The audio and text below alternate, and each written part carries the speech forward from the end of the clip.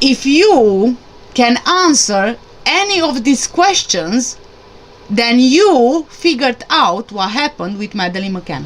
Hi guys, and many thanks for joining me. If you are new to my channel, hi, I'm Kat, and I like to talk about crimes, conspiracy theories, and all sorts of related things. Please don't forget to make sure you hit the big red subscribe button below, and also make sure you hit the notification bell so you are the first one to know about any new videos I upload. For my returning subscribers and viewers, I would like to thank you all so much for all your continuous support and all those lovely messages and comments I always read from you. This is what keeps me going. Thank you so much. As I dissect through the Ocean Club's guest list at the time of Madeleine's disappearance, I honestly find it more and more difficult to actually find enough information, and it's, oh my god, so frustrating, really. However, I am trying to give you, whatever info I find anyway, as I've promised. And also, I'm asking myself, how can it be that professionals such as doctors don't have any info online? That's really strange.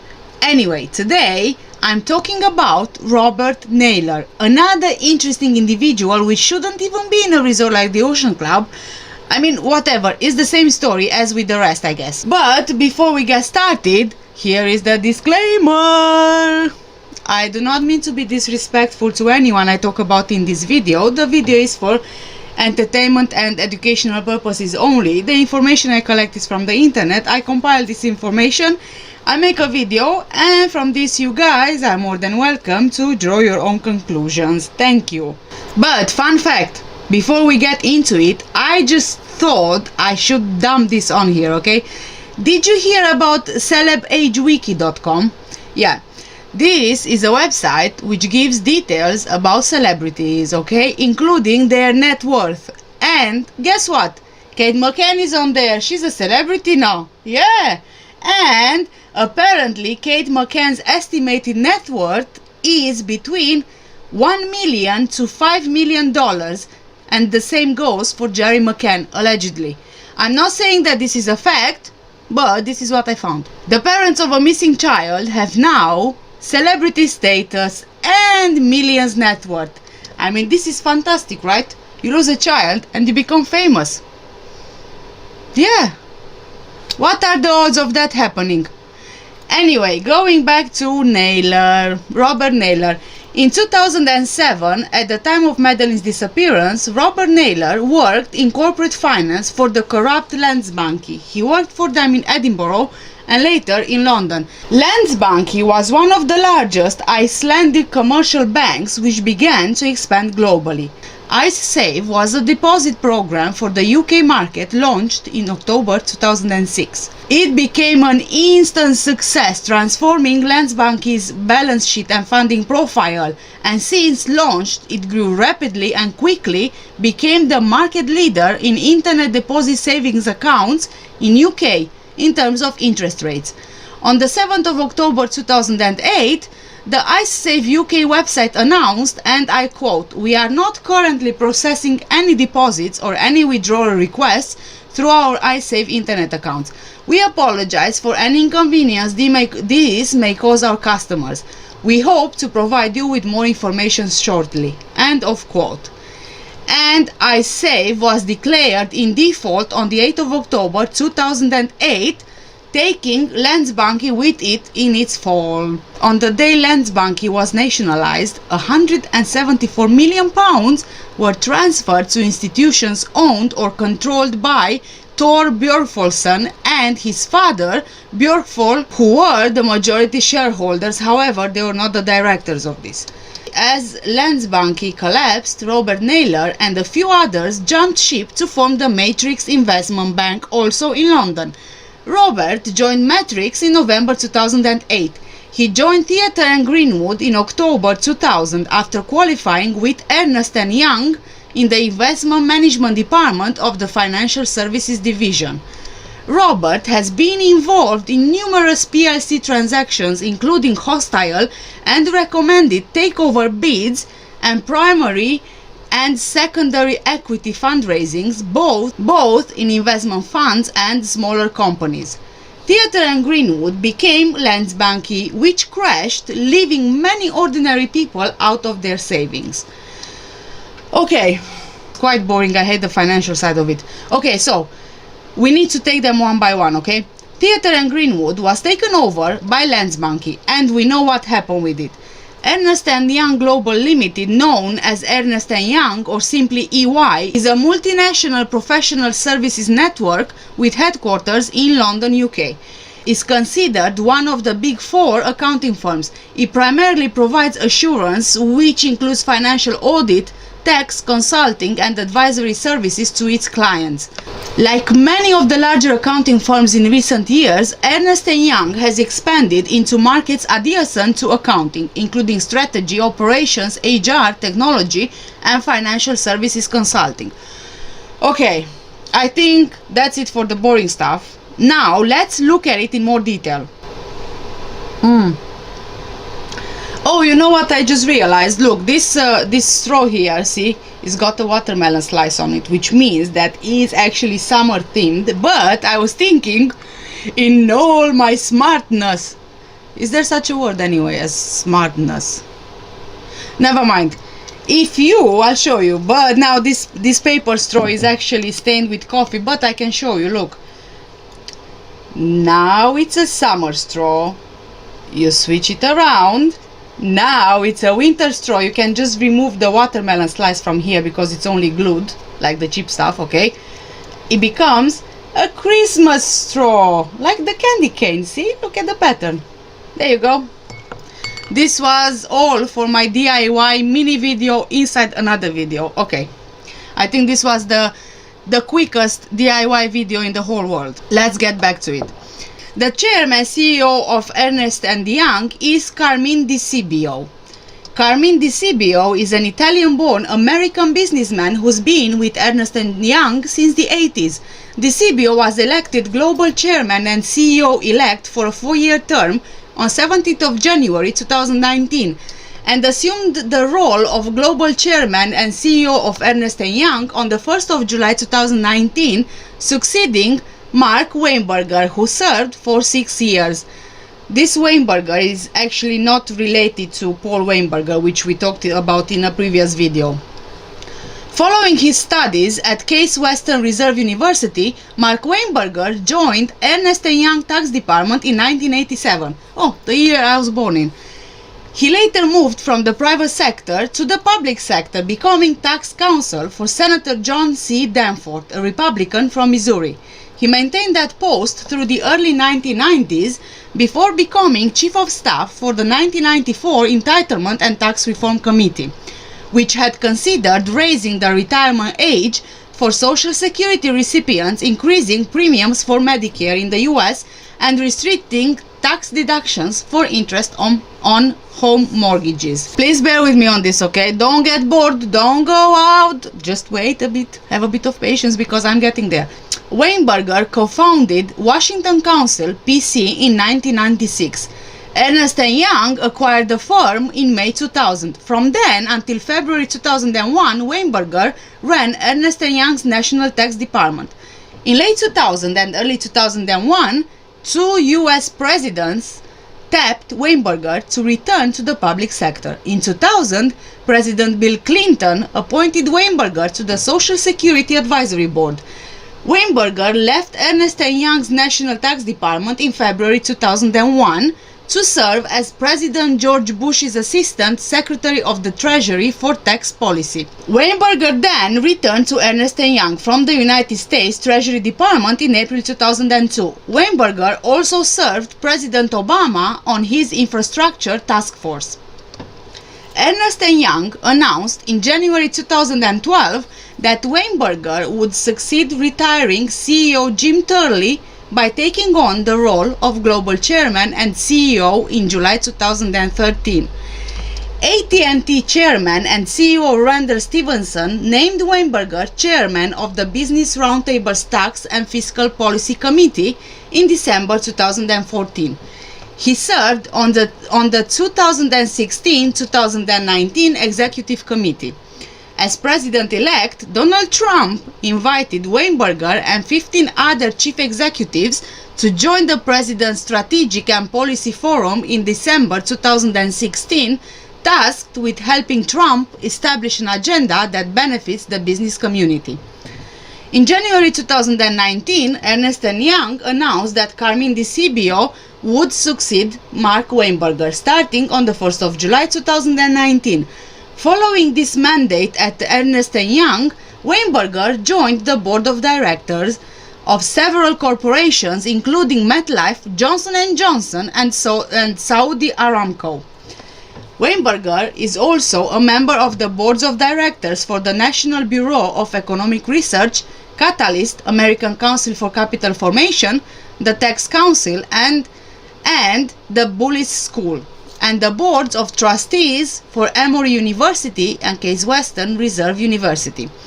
In June 2017, Mark Weinberger and Lady Lynn Forrester de Rothschild announced that they were bringing together CEOs from global companies, including Indra Nooyi, Paul Polman, and Jamie Dimon, to work on a proof of concept to encourage and measure companies' long-term value creation through human, physical, financial, and intellectual capital deployment. And we know who the Rothschilds are, don't we? But in case you didn't know, Lynn Forrester de Rothschild, Lady de Rothschild, is an American-British businesswoman who is the chief executive officer of E.L. Rothschild, a holding company she owns with her third husband, Sir Evelyn Robert de Rothschild, a member of the Rothschild family, of course. The company manages investments in the Economist Group, okay, please pay attention, owner of the Economist magazine, Congressional Quarterly, and the Economist Intelligence Unit. E.L. Rothschild LP, a leading independent wealth management firm in the US, as well as real estate, agricultural, and food interests. She publicly supports many politicians, including Hillary Clinton. She rallies for a political movement called Inclusive Capitalism and led the Conference of Inclusive Capitalism in London in 2014 and 2015 and founded the Coalition for Inclusive Capitalism. Now, I don't know if you remember or if you've seen, in my Julian Todman video, I was talking about the Economist Group, right? More specifically, Vivek Muthu, Todman's sister Marissa's husband. He was chief executive and founder member of Bazian Company, which analyzes medical research. He is an advisor to the Economist Intelligence Unit Healthcare, okay? So you can't tell me that all these people are not related or connected to each other somehow. After selling Bazian in December 2007 and integrating it into the Economist Group to develop its global healthcare practice, he stepped into a non-executive role in 2015. The Economist Intelligence Unit, which acquired Bazian, is the research and analysis division of Economist Group. Do you see now how this all connects? You know how it goes? I'll tell you, okay? The way I see it, okay? Whoever controls the food, water, pharmaceuticals, banks, and even air, they control the world, okay? They do. Because we eat the food we are given because we simply don't have a choice. We have to survive. So we eat what we can buy, okay? But do we really know the extent of what actually goes in our food? We know meat is pumped with hormones, right? We see our children, younger than ever, 7, 8, 9, 10 years old, hitting puberty, going through hormonal changes, developing much quicker than they used to. And why do you think there is? Our air is so-called purified by God knows what. We breathe that air because we need it. But do we really know what's in the air nowadays? We also need the so-called medicine to treat us, right? But do we really know if they indeed do so? But anyway, I'm getting sidetracked here, isn't it? But okay. We know Mark Weinberger of Ernst & Young succeeded the retired CEO Jim Turley of Ernst & Young, right? We just covered that. Okay, so Jim Turley is an American business executive. He was chairman and chief executive officer of Ernst & Young from 2001 to 2013. He currently serves as the National President of the Boy Scouts of America. He's also a board member of Northrop Grumman, among others, which include Citibank. And I think we probably heard of Citibank before, isn't it? Northrop Grumman Corporation is an American global aerospace and defense technology company. In 2004, its subsidiary Scale Composites won the trophy for Spaceship One, the first privately financed, built and flown space vehicle. Without going into too much detail, the Northrop Grumman and its subsidiaries are developing bombers for defense, technology and machinery for NASA. And UK subsidiaries, more specifically Park Air Systems, provides VHF and UHF ground-to-air communication systems for the civil and defense markets. Again, if you are still with me, and I'm really hoping you are, it might seem I'm way off track here, but please keep on watching because I'm telling you I'm not. Going back to Robert Naylor and his LinkedIn profile, from 2012 to 2016, he worked for Penmore Gordon. Now, the funny thing is about Penmore Gordon, apart from being a British corporate and institutional investment bank, the broker is known for its close connection with the family of David Cameron, the former British Prime Minister, whose father, grandfather and great-grandfather were all senior partners in the company, okay? David Cameron was a Prime Minister from 2010 to 2016, and we also know of his involvement with Operation Grange funding and Rebecca Brooks' story. So, here we have another connection to everything else, okay? From 2016 to 2018, Robert Naylor was the executive director of JP Morgan Asset Management. Then he went back to being a managing director of Penmore Gordon, what I just mentioned. JP Morgan Asset Management is a division of JP Morgan Chase and an asset manager for institutions, individuals, and financial intermediaries. Assets can include equity, fixed income, cash liquidity, currency, real estate, infrastructure, hedge funds, and private equity. JP Morgan Chase is an American multinational investment bank and financial services holding company headquartered in New York City. As a bulge bracket bank, which means one of the biggest in the world, it is a major provider of various investment banking and financial services. It is one of America's big four banks, along with Bank of America, Citigroup, and Wells Fargo. The Big Four is the name given to the four main banks in several countries where the banking industry is dominated by just four institutions. Then, Citibank is a part of Citigroup. Then, we know Jim Turley, who was the chief executive officer of Ernst & Young, where Robert Naylor worked for, is the board member of Citibank. So, all the financial institutions we just talked about are more or less the leaders of the world, right? Okay, so JP Morgan Chase has notable former employees, which is quite interesting. Here we have Winthrop Aldrich, who was the US ambassador to the United Kingdom. Then Pierre Dannon, the chairman of Eircom, a large telecommunications and broadband company from Ireland. I'm not going to go through all of the rest of the important former employees, there are quite a few. I'm just going to mention the last one, which I think is important. Oh boy.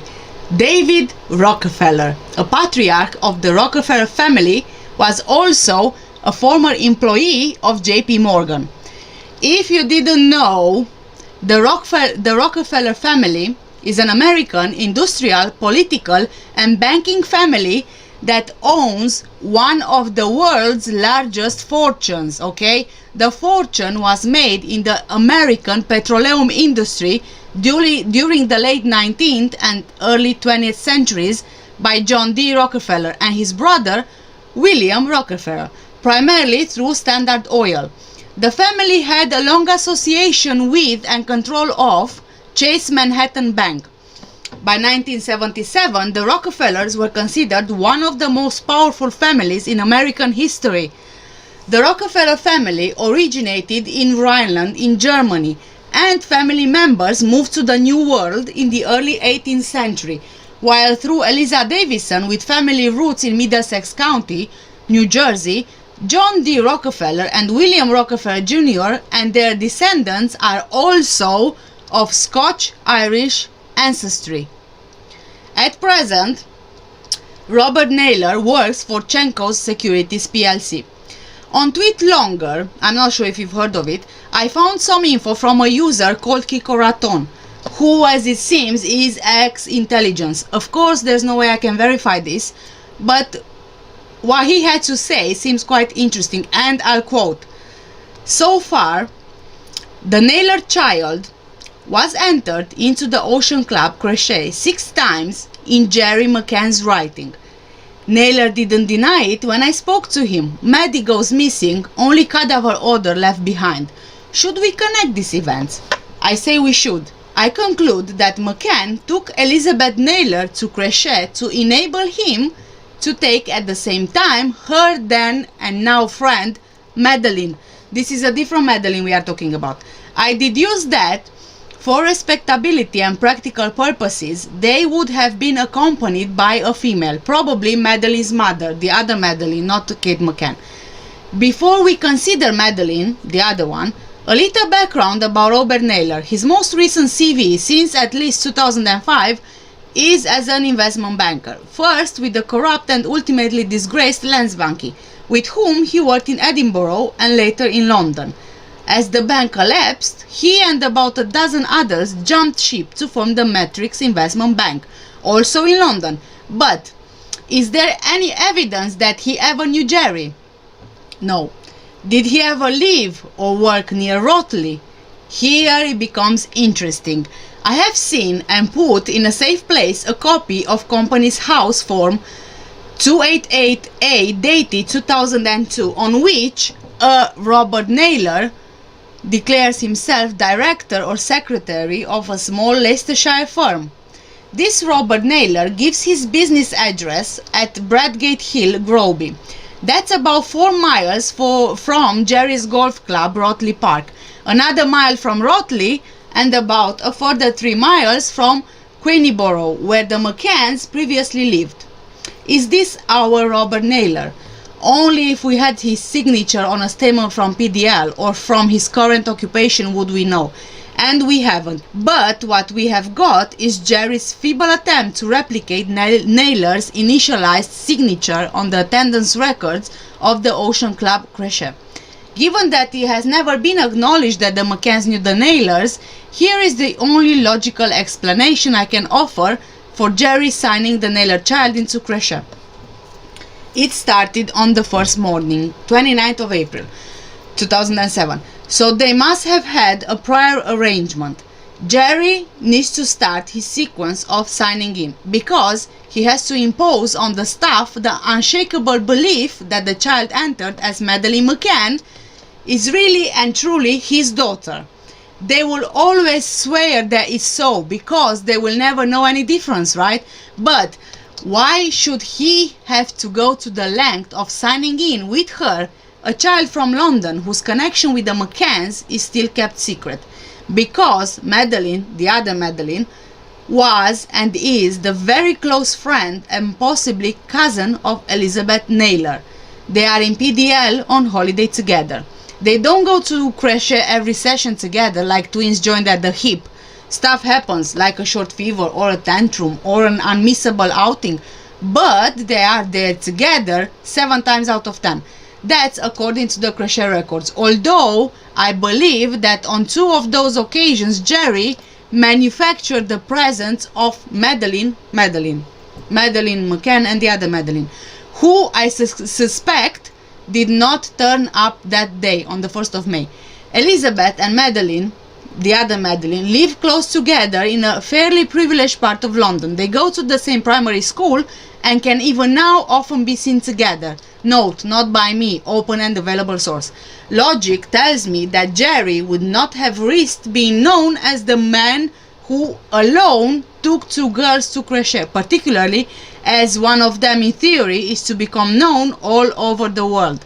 For this reason, I believe Jerry had female company in the attendance book process, and logic goes on to say that this female would probably have been Madeleine's mother, the other Madeleine. End of quote.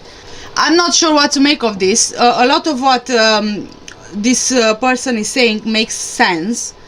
I couldn't find the business that this person was mentioning when they wrote this post. I looked on company's house, but I couldn't really find any details, and also he didn't add whatever he was saving as proof. As I said, I can't exactly verify this information. However, I have added the crochet signing papers from the PJ files. Now though, I have some stuff I need to say, okay? I really do. I really do. Like usually anyway. How can a bunch of doctors be connected directly or indirectly with the most influential people in the world, like the Rothschild family, the Agnelli family, the Rockefeller, and as you'll see in my next video, the Oppenheimer family? I find it close to impossible. So what if they are doctors? So many people are doctors, but there are no other connections with such influential people, so we cannot entertain the possibility of their profession as a base. In my opinion, it just doesn't work. So then, there must be a common scheme, right? A common purpose to all of this. And then, there are so many people asking if the MI6 or MI5 was really involved in the cover-up of Madeleine's disappearance. Then why didn't they kill the McCanns or make them disappear? A good question, which I've been asking myself as well, to be honest. And can it be because the McCanns are still needed in the bigger scheme of things, or because it would be too obvious otherwise? A child disappears and then the parents are killed? I don't quite see that as a viable option, if I'm honest. And then, how can a bunch of doctors be connected directly or indirectly to the biggest investment organizations and banks in the world? Also, is Operation Grange investigation and funding the payment to keep the McCanns and the group quiet? Something which was promised to them in exchange for their silence? What if the investigation is still open because perhaps if there is a freedom of information request, which we know has happened over the years, they can justify their unwillingness to reply with matters of national security? But then, if the investigation is closed, this reply doesn't apply anymore and records become public? When there's a national security response to a request, does it mean MI5, MI6, secret services and so on are somehow involved? Is it possible that MI6 are the so-called cleaners? Can it really be a matter of defense? Or, as an example, why is Porton Down working for an anthrax vaccine for a US company when there's no anthrax? Working for the vaccine would mean they have the virus, right? Can it have something to do with perhaps biological weapons, biological war? And all of this would go back to world domination, the new world order. If you can answer any of these questions, then you figured out what happened with Madeleine Mccann. And that's all from me for today, guys. Thank you so much for watching the video. Before you go, can I please remind you, I've put together a Christmas gift ideas list from Amazon, and the link for that is in the description below. I put it together for you so you don't have to scroll tens of thousands of Amazon pages to buy the perfect gift. If you want to have a look at it, the link is in the description below. That is not my shop, but as an Amazon influencer, any purchase made through my link will earn me a 10% commission. Again, thank you so much for watching, and thank you also much for all your support.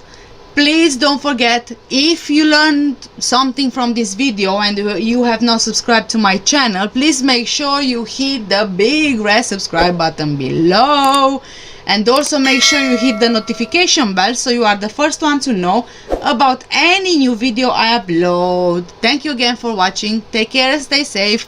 Bye bye.